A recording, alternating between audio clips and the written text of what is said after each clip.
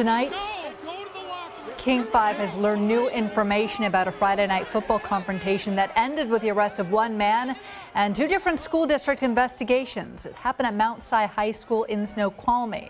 King 5's Chris Daniels has a story you will see only on King 5. Spirits were high last Friday night, but reached new and unprecedented heights at Mount Si's football field. The clash between the Wildcats and Mount Vernon Bulldogs was hot from the start. Both coaches, Mount Si's Charlie Canoon and Mount Vernon's Nick Vasselchek, were jawing pregame. But the confrontations at halftime became the news. After Mount Vernon's coach appeared to taunt the fans, Canoon, seen here in the white sleeves, lunged at a King 5 journalist. You're with King 5? Let me see your You're with King 5?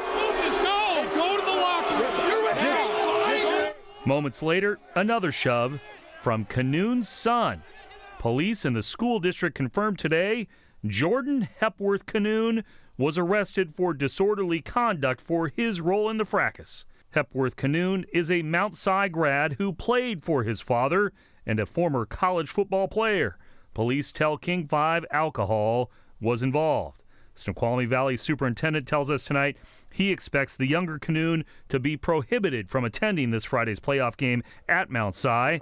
The superintendent also says the elder Canoon, who has coached the Wildcats for 27 years, will remain on the sideline and has not been disciplined.